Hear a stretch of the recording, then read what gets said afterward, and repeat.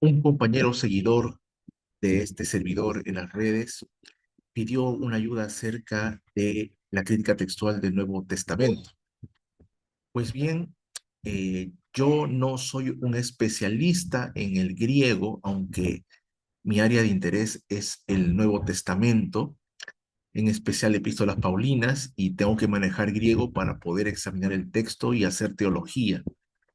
Pero bueno, vamos a tener una breve introducción a la crítica textual del Nuevo Testamento y solamente hacer un acápite en que generalmente a los alumnos de pregrado se le pide hacer en sus exégesis una crítica textual del texto del Nuevo Testamento que están tocando.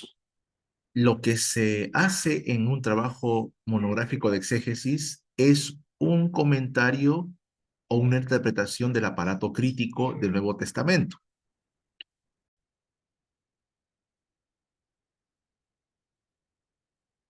En sí, la crítica textual es la disciplina que se encarga de comparar las diversas variantes de un texto con el fin de reconstruir el texto original. Una variante es una copia del Nuevo Testamento, sea una copia del Testamento completo, un libro completo o un extracto. Ahora, para hacer la crítica textual del Nuevo Testamento se recurren a tres fuentes principales: los manuscritos griegos, las versiones antiguas y las citas de los padres de la iglesia. Entre los manuscritos griegos se encuentran pues los códices y los papiros. Los papiros son más antiguos, son extractos o pequeños retazos de papiro que son hojas hechas de una planta que crece por Palestina y por varias partes del mundo. Entonces, en esos soportes se escribió parte o todo el Nuevo Testamento, y solamente quedan algunas secciones, algunos trozos, ¿no? Como el P45, el P75, el P46. Los códices son los antecesores de los libros, son especie de hojas dobladas como un folio, unidas con una cubierta, una tapa delantera y trasera, a la forma de los libros actuales. Y generalmente estos códices son escritos con letras mayúsculas, se les llama unciales, y con letras minúsculas, que se les llama, claro, minúsculas. Luego, en cuanto a las versiones antiguas, están la Vulgata, la versión siriaca, la versión copta. Son las primeras versiones o traducciones del Nuevo Testamento al idioma en que llegaban, ¿no?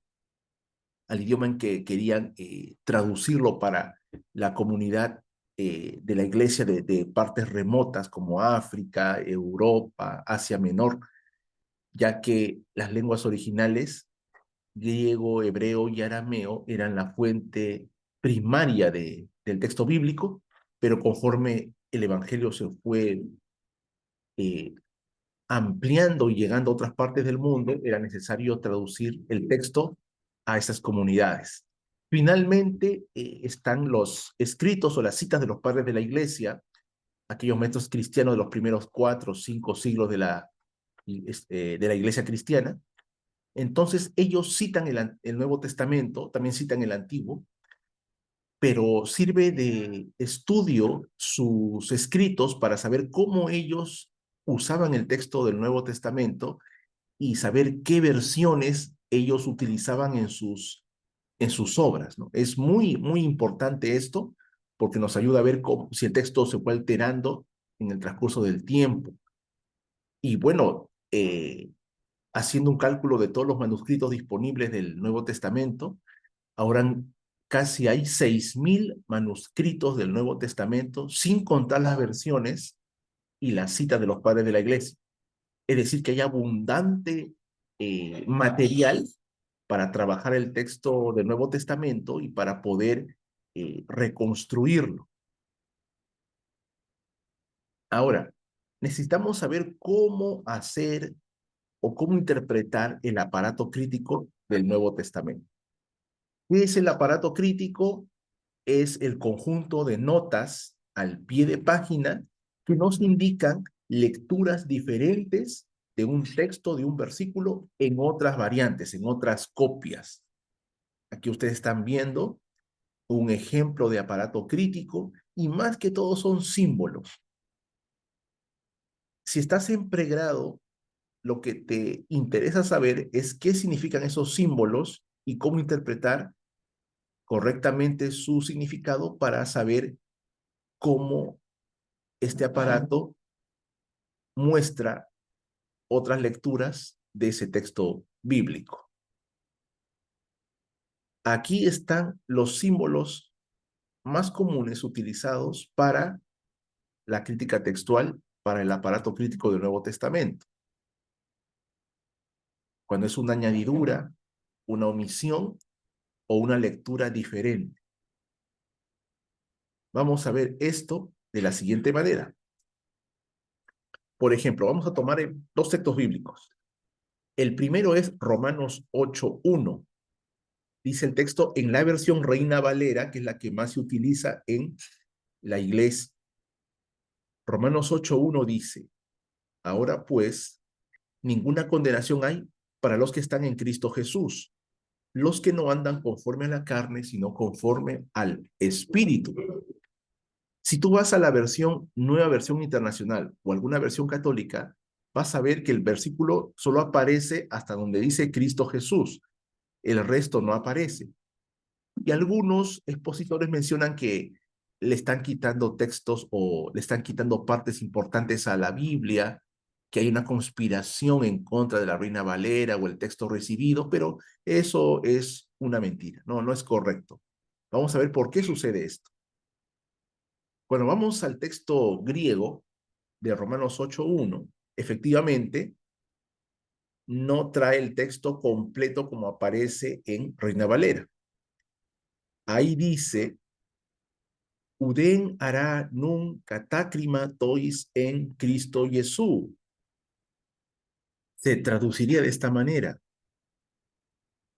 Ahora, por tanto, ninguna condenación para los que están en Cristo Jesús. Aquí vemos dos símbolos del aparato crítico. En nun, adverbio que significa ahora, hay un círculo y hemos visto que ese círculo significa una omisión. Y al final de la línea, después de Jesús, hay una T en superíndice. Y eso significa una añadidura en otros textos, en otras variantes. Cuando vamos al aparato crítico de Romanos 8:1, tienes que buscarlo según la descripción que está aquí. 8,1, Romanos 8:1. Esa omisión que vimos de la palabra nun está o aparece, esa palabra no aparece en D. Estas palabras son variantes o son manuscritos. La letra D significa el códice claromontano del siglo VI. En el códice claromontano no aparece ese nun. A continuación hay una SY con una P en superíndice. Esa SI significa versión siríaca. Es la versión siríaca. SP superíndice significa la versión peshita de la Biblia. La versión peshita aproximadamente fue redactada en el siglo V después de Cristo en cuanto a su contenido del Nuevo Testamento. Entonces la peshita más antigua data de esa época. En suma, la palabra nun, que se traduce como ahora, no aparece en el códice claromontano ni en la versión peshita del Nuevo Testamento. Y a continuación, esa línea vertical gruesa significa el paso a otra variante. Vimos que al final de la línea de 8.1 hay una T, luego de Jesús. La T significa inserción. Y aquí vemos un 4 entre paréntesis. Significa que esta inserción se ha cogido de otro texto, del versículo 4 de ese mismo capítulo. ¿Cuál es la inserción? Me catasarca peripatusin, que se puede traducir como no según carne los que caminan.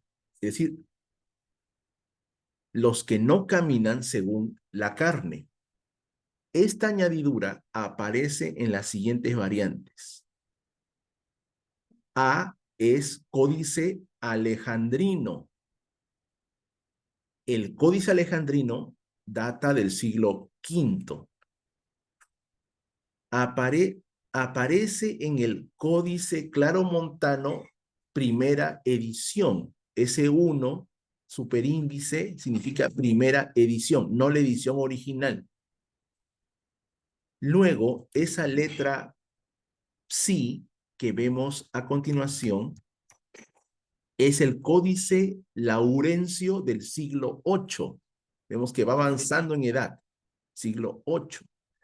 Ahora, los números 81.365 y 629 son códices minúsculos, es decir, son códices que están escritos en letra minúscula y corrida. La mayoría de códices minúsculos datan del siglo X en adelante. Esa letra VG significa vulgata, la versión latina de la Biblia. Y la Vulgata es una traducción del texto hebreo y griego a la lengua latina que data del siglo IV después de Cristo. Entre paréntesis vemos nuevamente las palabras SYP, donde nos dice que esa añadidura también se encuentra en la Peshita siríaca. La Peshita es una versión bíblica del siglo V, al menos la más antigua que se conoce. Luego está un punto y coma y aparece la palabra spec. La palabra spec es la abreviatura de speculum. Hay una especulación o hay una hipótesis de que ese texto también se encuentra en los escritos de Agustín o que Agustín de Hipona lo añadió al texto bíblico. Ahora, viene toda una variante entre paréntesis. El signo más significa que se añade también lo siguiente, ala kata neuma, que se traduce como sino según el espíritu. Y aquí estamos viendo cómo se va observando la variante y esa parte del texto que supuestamente falta, pero que no se encuentra en los manuscritos más antiguos. La añadidura, sino según el espíritu, se encuentra en el sinaítico segunda edición. Ese alef que ven ahí es el símbolo del códice sinaítico y el 2 significa segunda edición. El códice sinaítico es uno de los más antiguos y data del siglo IV después de Cristo. Es decir, que es anterior al alejandrino, que es del siglo V. Luego también se halla esta variante en el códice claromontano segunda edición. Ya sabemos que cuando aparezca un número superíndice al lado de la variante, significa segunda edición. También hay 3 códices, K, L y P. La letra K significa el códice mosquensis del siglo IX. La letra L significa el códice angélico del siglo IX también, y la letra P significa códice porfiriano del siglo IX. Ambos, o sea, los tres son del siglo IX. En el siglo IX aparece esta inserción. Ahora hay los siguientes números que son códices minúsculos: 33.154.630.1175.1241.1505. Y 2464. Todos estos son manuscritos minúsculos del siglo X en adelante. El número 33 tiene una palabra superíndice, vid. La palabra vid es la abreviatura del latín ut videtur. ¿Qué significa eso? No hay certeza. No hay certeza de que esa inserción esté en el códice 33. Siguiendo los códices minúsculos, hay una especie de M gótica. Esa M gótica es el textus receptus, o el texto recibido, que es la versión crítica griega hecha por Erasmo de Rotterdam en el siglo XVI. Ahí aparece esa inserción. El textus receptus es la versión crítica, es decir, es una versión del Nuevo Testamento griego con notas de estudio para los eruditos y los académicos de ese tiempo. La primera Biblia crítica es el textus receptus. Ahí aparece esa inserción. Luego hay dos palabras, AR y nuevamente la SYH. Sabemos que SY es siríaca, pero tiene una H superíndice. La H viene de Tomás de Jarquel. Por eso que a esa versión se le llama versión jarqueliana. En el siglo VII, Tomás de Jarquel hizo su versión del texto siríaco solamente del Nuevo Testamento. Y la palabra que dice AR, esa palabra AR significa versión armenia de la Biblia. Es la versión escrita en armenio a partir del siglo V después de Cristo. Entonces ya sabemos que en estas variantes o en estas copias del Nuevo Testamento aparecen estas añadiduras. Y por eso que se han encontrado en las versiones modernas de la Biblia, principalmente la Reina Valera, porque la Reina Valera se basa en el texto recibido, en el textus receptus, hecho por Erasmo. Entonces, en los manuscritos más antiguos hay inserciones de estas palabras, pero vamos a ver algo. Luego de ver todas las variantes, hay una línea vertical cortada por la mitad. Y a continuación dice TXT. TXT es el texto, es decir, de qué manera el texto que tenemos en el Nuevo Testamento griego es verificado por códices antiguos. En otras palabras, ¿qué testigos textuales confirman la validez del texto que tenemos en el Nuevo Testamento griego? Entonces,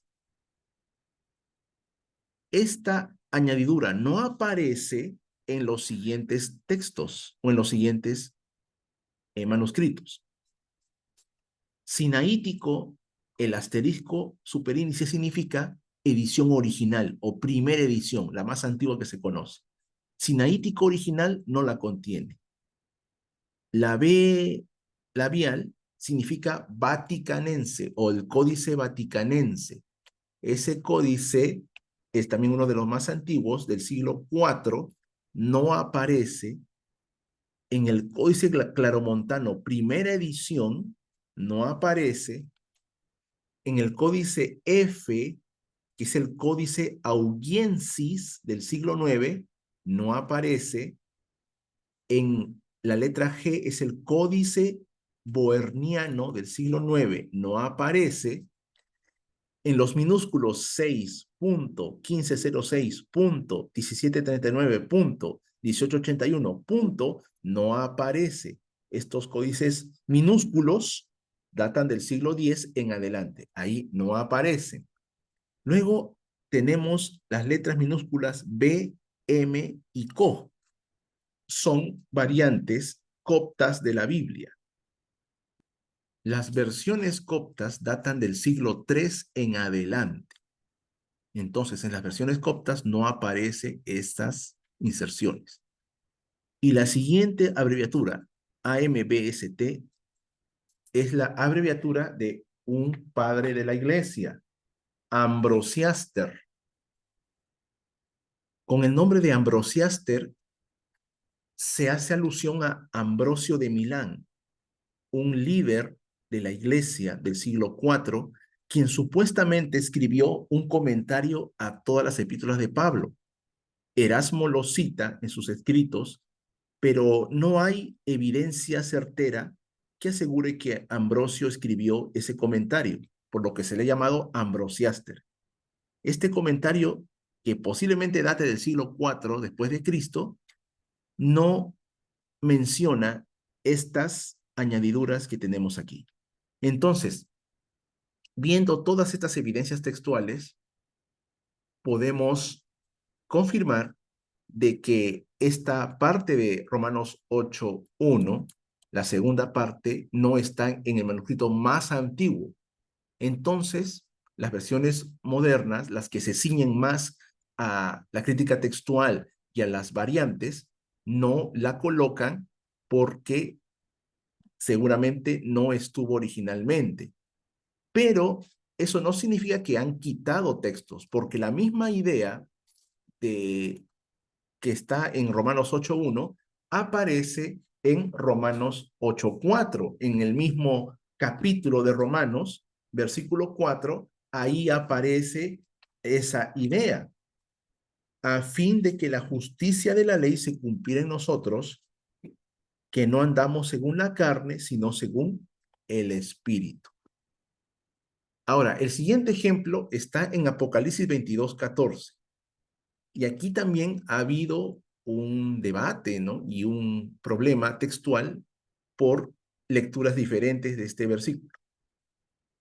Nuestras versiones de Reina Valera 60 nos dice: bienaventurados los que lavan sus ropas para tener derecho al árbol de la vida y para entrar por las puertas en la ciudad.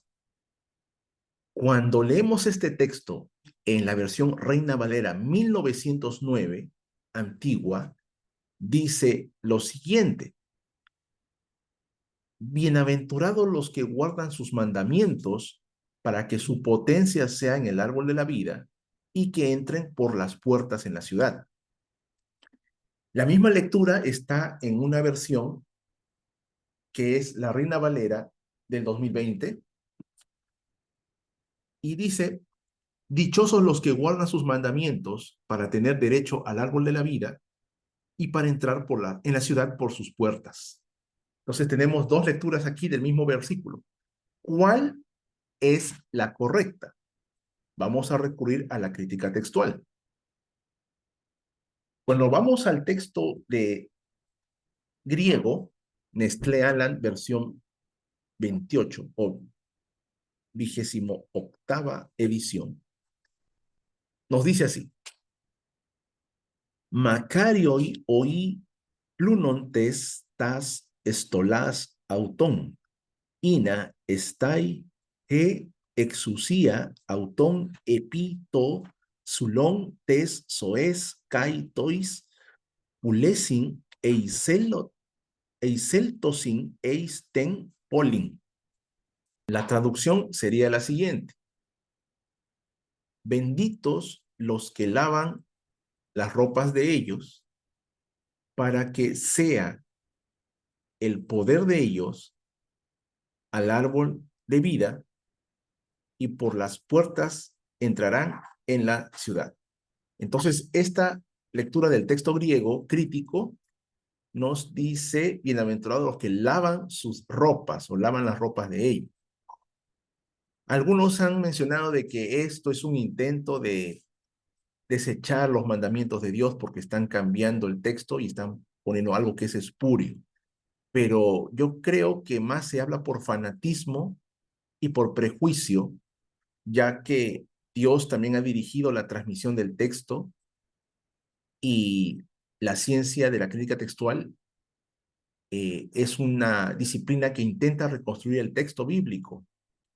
No hay evidencias fehacientes de que hay una conspiración para eliminar partes importantes de la Biblia. Vamos a recurrir a la crítica textual para ver qué dicen las variantes en cuanto a este asunto.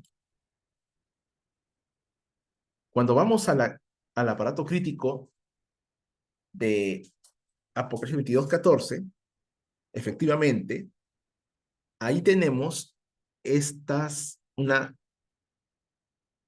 un símbolo que hemos visto, esa cuñita, especie de cuñita después del 14, dice así: Poyuentes tas en tolas autú, los que guardan sus mandamientos. Entonces, aquí tenemos la lectura diferente, los que guardan sus mandamientos. ¿En qué variantes textuales se encuentra esta lectura diferente? En los minúsculos 046.1611 S.1854.2329.2344.2377. En el texto en el Textus Receptus, en el Códice Gigas del siglo XIII, en la versión siríaca, probablemente en el Códice Jarcleano del siglo V o VI, y finalmente en la versión boaírica del texto copto. Recordemos que la versión copta es del siglo III-IV después de Cristo. Asimismo, aparece esta variante en Tertuliano, en los escritos de Tertuliano, que fue un líder de la iglesia del siglo III después de Cristo. Nuevamente vemos la línea vertical cortada por la mitad y pasamos a el texto, es decir, las variantes que confirman el texto que se encuentra presente en la versión de Nestlé Aland 28. La lectura que dice, bienaventurados los que lavan sus ropas, se encuentra en el Códice Sinaítico del siglo IV, en el Códice Alejandrino del siglo V, en los minúsculos 1006. 1841. 2050. 2053. 2062. VG Vulgata ST. Esa palabra ST en superíndice significa la versión Vulgata corregida, Vulgata Stuttgartensia. La palabra SA es abreviatura de saídico, la versión saídica de los manuscritos coptos del siglo III. Ahí no aparece. Luego, la Fulg es abreviatura de Fulgencio. Fulgencio fue un obispo cristiano del siglo VI después de Cristo, y él fue también un teólogo y comentador de la Biblia. Y en sus escritos, cuando él menciona Apocalipsis 22:14, tiene la lectura de lavan sus ropas. Ahora, la palabra APR significa el nombre de Apringio, Apringio de Bella. Fue un teólogo portugués del siglo V, comentador de la Biblia, y en sus escritos, pues, muestra la lectura de lavan sus ropas. Entonces, viendo todo esto, ¿qué podemos determinar? De que la lectura de guardan sus mandamientos en Apocalipsis 22:14 tiene un apoyo textual muy tardío, porque el manuscrito 046 es del siglo X. Ahora, aunque aparece en los textos siríacos, el texto siríaco es del siglo III en adelante. Y para el siglo III, ya hay cierta carrera textual donde pudo haber sido insertada esta lectura diferente. Pero siendo que el texto sinaítico es el más antiguo y el más reconocido, y hay otras variantes que atestiguan la lectura de lavan sus ropas, entonces se opta por esta variante. Lavan sus ropas es la lectura más adecuada y la que cuenta con más apoyo textual para determinar como parte del texto bíblico. Entonces estamos viendo que la crítica textual es una disciplina interesante, es una disciplina muy exigente, requiere conocimientos de griego, hebreo, arameo, lenguas afines, lenguas en las que se escribieron las variantes textuales, las versiones antiguas, historia de la iglesia, historia del texto bíblico. Entonces, esto es lo que podemos nosotros resolver del aparato crítico. Y aún cuando tú vayas haciendo otros ejercicios del aparato crítico, vas tomando ya experiencia en esto y podrás hacerlo sin ninguna complejidad, con toda normalidad, siempre teniendo a la mano tu texto del Nuevo Testamento griego y también algún buen material sobre crítica textual.